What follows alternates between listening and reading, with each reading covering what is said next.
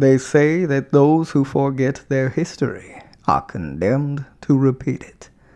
This is the History Lessons Podcast with certified financial planning practitioner Patrick Huey, author of History Lessons for the Modern Investor, and your guide to financial wisdom in the past, present, and future. You ready? Good. Let's get historical. Historical? Yeah, indeed. This is the History Lessons Podcast for the week of August 14th, 2023. Peeps, we are hashtagging it HL, the number 4, TMI. If you're a modern investor seeking some historical perspective, my friends, once again, you're in the right place. This week we're talking about Inflation Nation and Medici money. But first, the news. Yeah, the news last week took us back to Inflation Nation as all eyes turned once again to the PPI and CPI numbers for the month of July. The producer price index rose 0.3% in that month.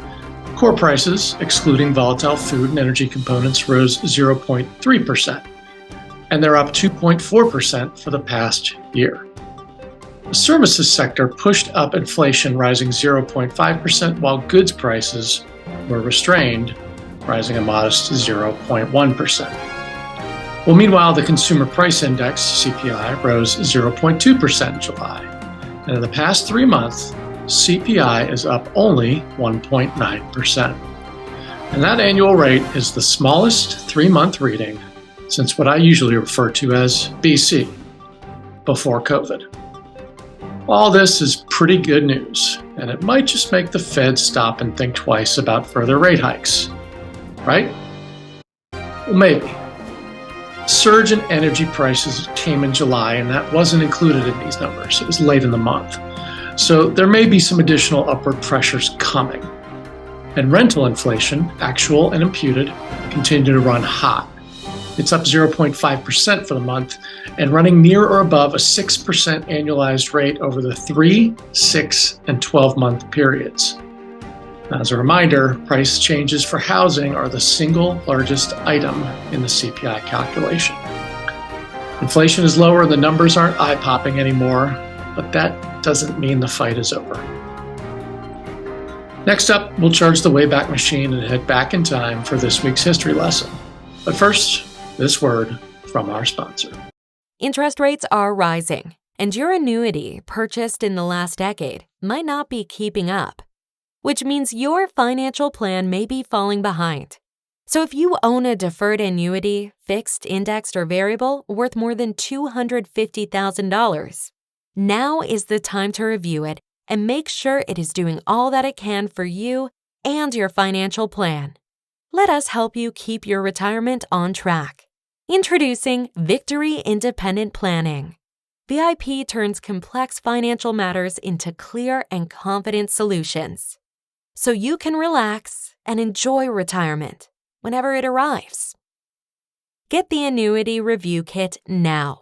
This complimentary kit includes a variety of checklists, resources, and ebooks to review the fees, features, and flexibility, or lack thereof, in your current annuity contract. It will even help you assess your overall investment goals and the people who are offering you advice. Get the kit today, because you can't teach an old annuity new tricks. To learn how VIP can help you review your annuity, click on the link in the show notes or go to victoryindependentplanning.com/annuity-review. That's victoryindependentplanning.com/annuity-review. Sign up for peace of mind today. Hey Alexa, charge the Wayback Machine and set it for the year 1642. Charging Wayback Machine. On August 14th, 1642, Cosimo de Medici III is born at the Pitti Palace in Florence, Italy. And if anyone could be said to have been born with a silver spoon in his mouth, it was little baby Cosimo. And that's because for centuries, the Medici were the shadow rulers of the Florentine Republic. A family of merchant bankers, they consolidated power in the first half of the 15th century under the patriarch, the first Cosimo, until their bank was the largest in Europe. Their political power and their money produced 3 Medici popes and 2 queens of France. And when they emerged from the shadows, several dukes of Florence also came from the Medici line. But by this time, the time of Cosimo III, their power was waning along with that of Florence. Indeed, Cosimo briefly considered restoring the original republic, but died before arranging it. Instead, his second son inherited the dukedom, and he is the last Medici to do so. Investors don't need to have Medici money to learn from this Florentine family. The primary lesson is simple, even to those of us who don't produce popes or bankroll kings. A plan, any plan that isn't put in writing, is really no plan at all. Here are 3 other lessons for the modern investor to ponder. Number 1, think long-term, at least some of the time. The Medici played the long game for the benefit of their shadow empire and their family. It was when they took their eye off the long-term goals that the dynasty stalled. This highlights the importance of planning for the long-term transfer of wealth and assets, including estate planning and succession strategies, but also understanding the time horizon for your investment plans. Number 2, assess your risks carefully because, well, duh. The Medicis were always well aware of the importance of diversification in their political alliances and their connections. This allowed them to spread risk and maintain stability for the most part throughout their shadow reign, a principle that's still relevant today. The banking in the Middle Ages meant taking calculated risks and prioritizing risk management. No reckless ventures or get-rich-quick schemes for this family. And one suspects meme stocks would not have been on their radar. This prudent approach remains relevant long after the first family of Florence. Number 3, invest in knowledge. The Medicis were a patron family of the arts and learning, investing in education, literature, and culture. They basically bankrolled much of the funding for the Renaissance. So be a lifetime learner, and you too can live molto bene. While Cosimo's life and those of the other Medici weren't primarily centered around investing as we understand it today, still ain't a bad strategy to adopt some of their better traits when investing your own ducats.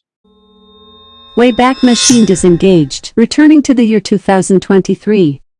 Finally, this week, it is on to the mailbag. You've got mail. This week, we got another message through the Substack page. Following up from your reading list from last week, what books about history would you recommend for the modern investor? Once again, let's go with 3 titles this week. We'll start with Alexander Hamilton by Ron Chernow. Now, no song and dance here, but it is the story behind the Broadway show, as well as the creation of the financial system that built the United States up from a sleepy backwater collection of colonies and into a world power. Those looking for guidance on how to use debt responsibly could do a lot worse than following this book. Number 2, Team of Rivals, The Political Genius of Abraham Lincoln by Doris Kearns Goodwin. Goodwin recounts the history of Abraham Lincoln's political machinations before and during the Civil War. And investors can learn a few things from his leadership. It's also another good primer on monetary policy, as Salmon P. Chase at Treasury introduces greenbacks and war bonds to fund the fighting. Throw in the creation of an income tax, and it's safe to say that things have never been the same. And number 3, The Guns of August by Barbara Tuchman. The last of the Pulitzer Prize-winning authors on this list only because she was the first. And we can thank her for creating the genre we now know as popular history. Her recounting the lead up to and kicking off of World War I are a great reminder of the law of unintended consequences.